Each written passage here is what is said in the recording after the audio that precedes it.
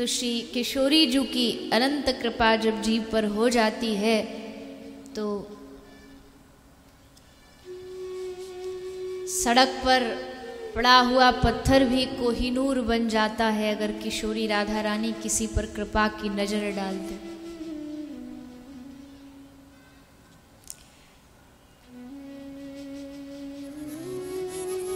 एक भक्त हुए, संत थे, एक बाबा थे, बड़े भारी महात्मा थे।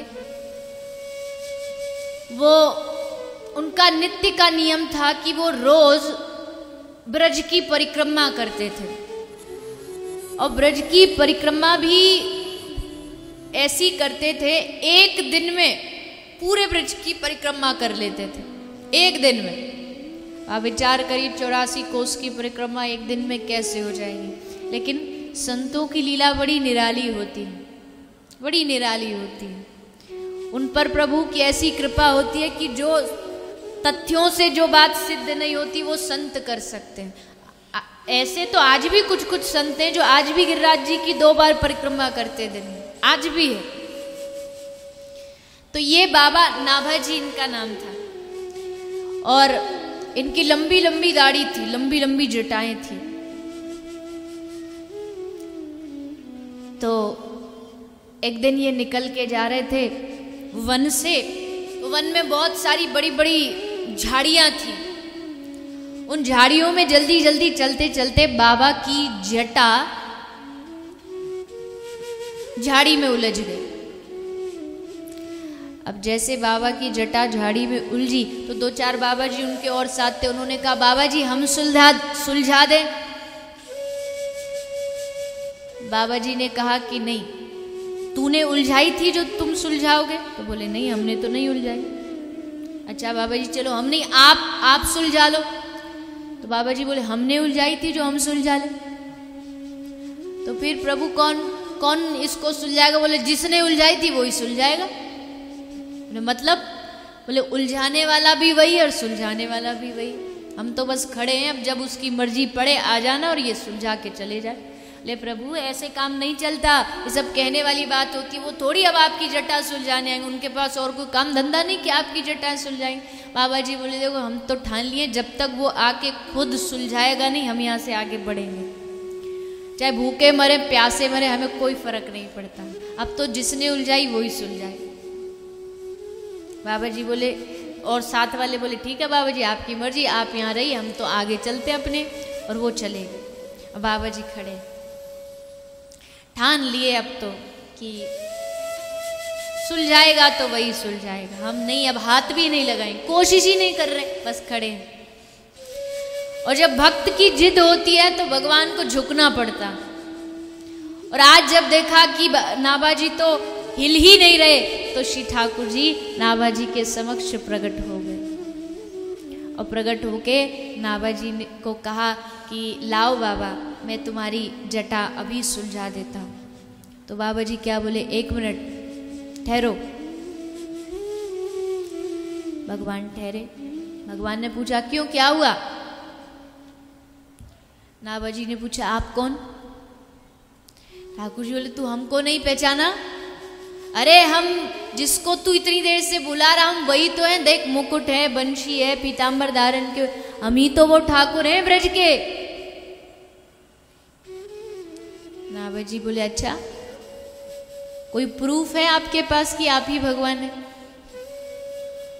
ठाकुर जी बोले लो हद कर दी, हम भगवान और हम ही से प्रूफ मांग रहे हो कि हम भगवान है कि नहीं? अब भगवान हो के हम प्रूफ सर्टिफिकेट लेके थोड़ी घूमेंगे कि देखिए देखिए हम भगवान है।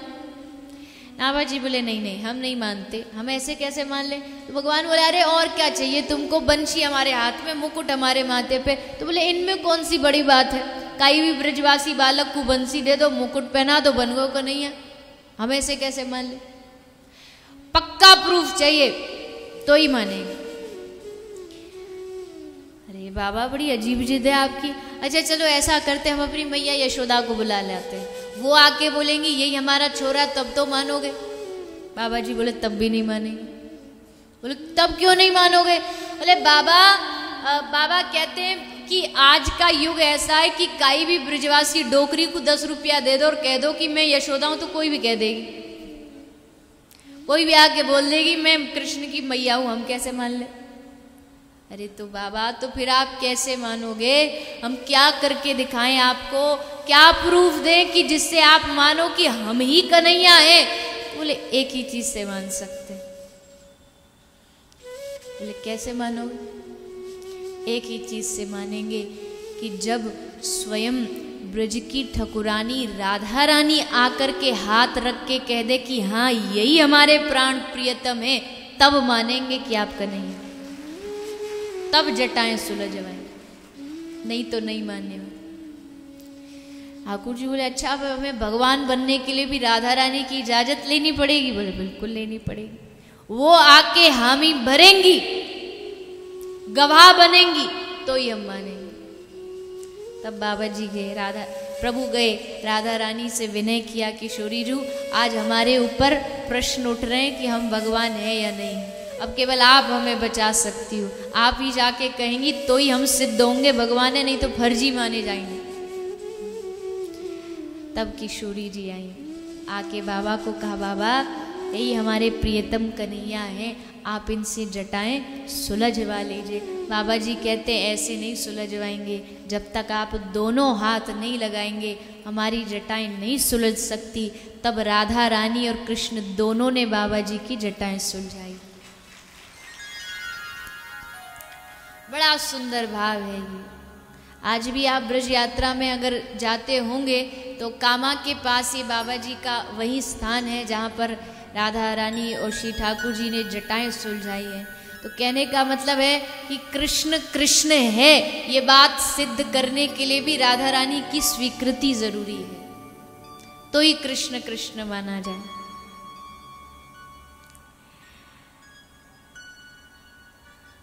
तो हे किशोरी जो बस आपसे यही प्रार्थना है कि अपनी कृपा हमारे जीवन में सदा बरसाती रहिएगा, हम पर कृपा करती रहिएगा। यही मांग है हमारी, यही चाह है हमारी। धन दौलत ये तो सब आएगा जाएगा, जीवन भर लगा रहेगा।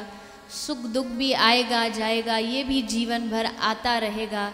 लेकिन अगर तेरी कृपा मेरे साथ है, अगर आपका आशीर्वाद अनुग्रह मेरे साथ है, तो दुनिया की हर लड़ाई से लड़ने का सामर्थ्य हे श्री राधा रानी आपकी कृपा मुझे देगी।